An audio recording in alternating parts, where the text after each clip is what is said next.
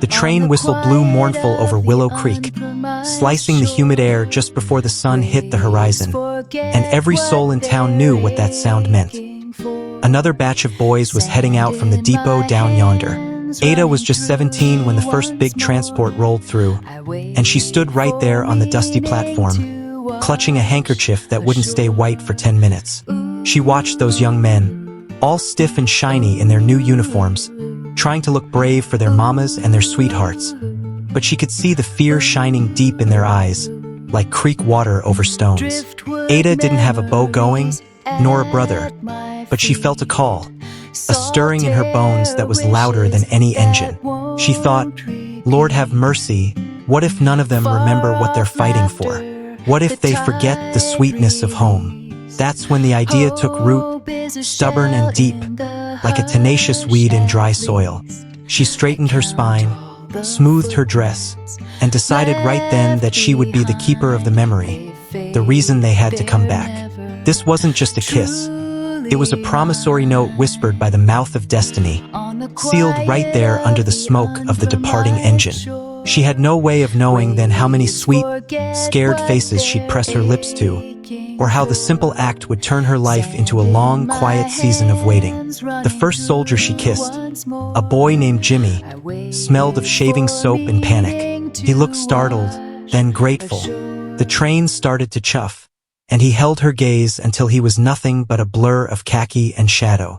Ada's folks, bless their hearts, told her it was foolishness, that she was making herself a spectacle for the gossips in town. But Ada just shook her head. Mama, she'd say, it ain't about me, it's about the promise. Every man needs a reason that's sweeter than duty and clearer than a flag. I'm giving them that little sliver of sunshine to hold on to, a moment of pure, honest goodbye. Folks like Martha, who ran the general store, would purse their lips so tight you could iron a shirt on them. They called her the kissing fool behind their hands, but the soldiers' mothers, they'd look at Ada with something like awe, a strange mix of gratitude and fear. The truth of it was, Ada was an exceptionally pretty girl, with hair the color of corn silk and eyes the shade of deep creek water, and the boys felt the pull of her, even those who already had a girl waiting down the line. She was a vision of home, all packaged up with a desperate, pure kiss. She never asked their names, never wrote a letter, never looked for a future. The kiss was the whole transaction, start to finish, the only coin they needed for the debt of return. She believed that somewhere, in all those departures, a single thread of fate was being spun just for her, and she was simply marking the end of that thread with her lips, waiting for it to spool back into her hand. She thought of it like casting lines into a raging river, knowing that just one line was tied fast to her own true shore. The station became Ada's stage, and the train schedule became the calendar by which she lived. Silas, the blacksmith's son, saw her there every time. Silas had flat feet and couldn't go, and he loved Ada with a steady, quiet loyalty that was as enduring as the oak tree outside the courthouse. He would stand back, hands shoved in his pockets, watching the ritual that kept Ada eternally unavailable to him. Ada, he finally managed one dusty afternoon, as the smoke cleared. Why you throwing all your sweetness out there to the wind, when I'm right here offering a steady home, a sure thing? Ada turned, that determined softness on her face. Silas, she said, her voice gentle but firm as a hickory stick. You're a good man, steady as the sunrise. But the promise, Silas, the promise is already made. My heart is down yonder, waiting for the train to turn around. She explained her simple philosophy to him, how only the one kiss, the true, destined kiss, would carry a man back. The hundreds of others were just insurance, a blanket of faith woven for the boys who needed it. But the one who returned, the one she was truly meant for, that soldier would have an invisible, unbreakable tether to her soul, placed there by that single, extraordinary kiss. Silas just sighed, knowing he was competing not with men, but with a deep-seated, poetic belief that he could never hope to win against. He knew her kisses were not flirtation. They were a prayer sent out on the engine smoke. Then came Clay. The moment Ada saw him, time seemed to slow down until it stretched thin as taffy. He was leaning against the train car, not trying to be brave, just looking tired, like he knew too much about the path he was on. His eyes, the color of wet slate, met hers from across the platform, and every other face, every other uniform, every other whistle sound simply faded away. When it was his turn, the customary rush and panic were gone. He stepped right up to her, steady and certain, and it wasn't a sudden, quick press of lips like all the others. This kiss was quiet, deep, and final, like the closing of a door on a safe room. It wasn't a goodbye. It was an until we meet again, sealed by the weight of two futures colliding. When he pulled back, he didn't say a word, but he reached into his tunic pocket and pulled out something small, wrapped in a bit of rough cloth. It wasn't the usual sweet word or quick hug. He simply pressed the item into her hand, curled her fingers around it, and then climbed aboard the train. The whistle blew, loud and shattering this time, pulling him away.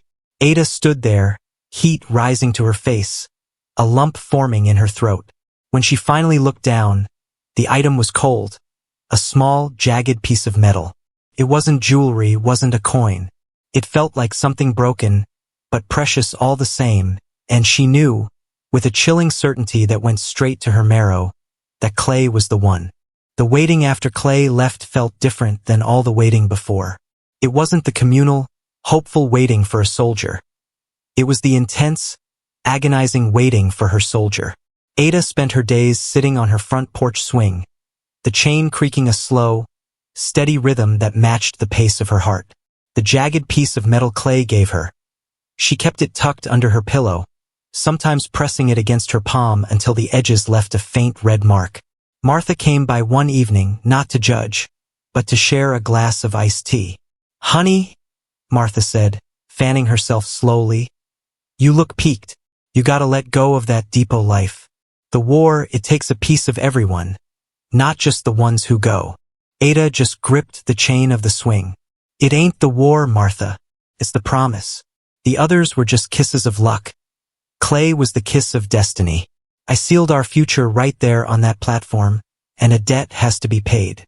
But the days dragged on, slow and heavy, and the newspapers printed names that were not Clay's, yet still sent shivers down Ada's back. The silence from down yonder was the loudest sound in Willow Creek.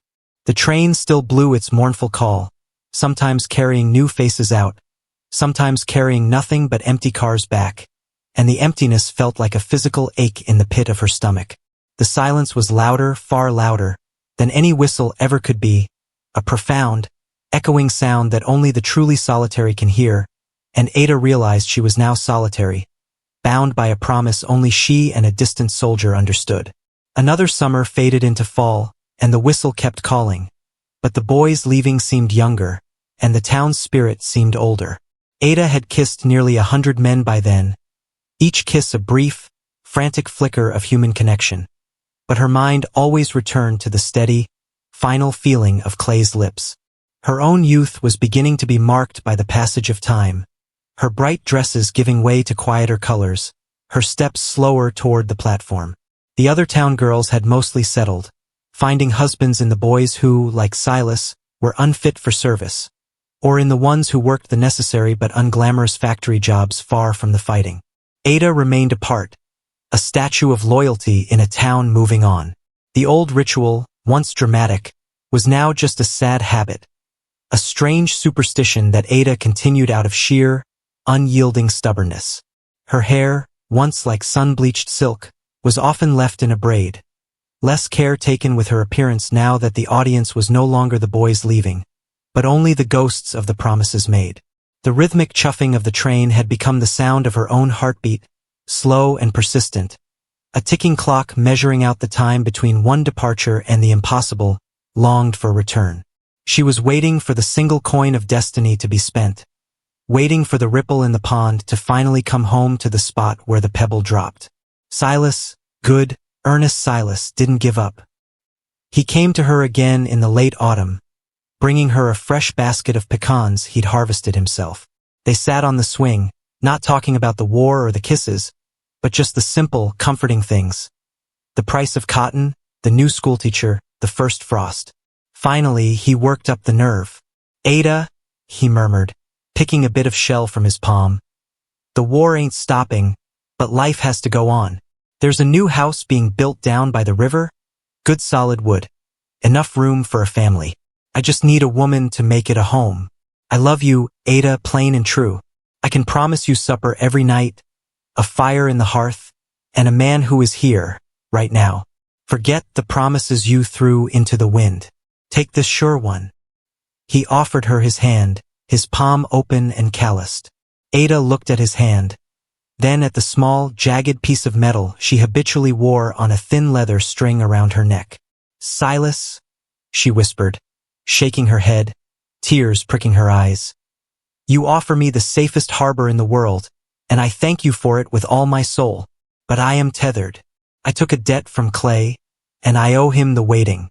If I accept your kindness, I break the contract, and that's a sin I can't live with. The man who is meant to be my sure thing will be the one who kept his word, even if it took him to the ends of the earth. I can't choose comfort over commitment. The cruelest sound in the waiting was the rustle of paper. Ada was walking back from the store when Mrs. Gable, whose boy Clay often wrote to, flagged her down with shaking hands. Ada, child, look at this. It's from Clay's company, but it ain't his writing. The letter was short, stark, and official. It confirmed that Clay's unit had been overrun in a deep, dark forest down yonder, and Clay himself was listed as missing in action. The phrase felt like a physical blow, neither dead nor alive, simply gone from the known world. It was a word designed to prolong agony, to keep a soul stuck between grief and hope. Ada didn't scream or cry. She felt a cold, dreadful certainty flood her system. The kiss hadn't protected him. It had simply marked him for a special kind of fate. The town whispered that her beautiful, desperate ritual had finally met its end, and the end was simply silence. Her faith, once a shining shield, now felt like a heavy stone. Ada went home and took out the jagged metal token. She traced its shape, realizing it wasn't half of a standard dog tag. It was far too crude, too rough. It looked like the broken half of a larger piece, maybe a simple shield or an amulet. Her mind raced, creating scenarios of daring escapes and hidden camps, but her heart knew the truth. The silence was louder than any scenario. Martha came to Ada's door that evening, her usual sharpness softened by worry. She didn't offer tea. She just sat down next to Ada and took her hand. Ada, honey, I got to tell you something you won't like, but you gotta hear it. People are talking. They're saying your kisses, they ain't lucky. They're saying you're giving those boys a false sense of security, making them reckless. They're saying the good Lord is punishing the town for your foolish spectacle, taking the best boys and leaving only the silence. Martha's voice was low, careful not to carry across the porch. It's cruel, I know, but folks are scared, and scared folks look for a witch or a curse. They see you, the girl who kissed all their sons goodbye, and now they see the names on the casualty lists, and they connect the dots, wrong as they are. You gotta stop, child. For your own peace, and for the peace of this town. Don't let their fear turn your beautiful faith into a blight. Ada listened, her head bowed. The cruelty of the accusation stung, not because she believed the curse, but because she felt the heavy weight of responsibility. She had promised return, and the universe had delivered silence. The burden of all those sweet, hopeful goodbyes had finally collapsed onto her slender shoulders, and she felt the terrible consequence of having dared to interfere with the great, indifferent current of war and destiny. That night the faces came.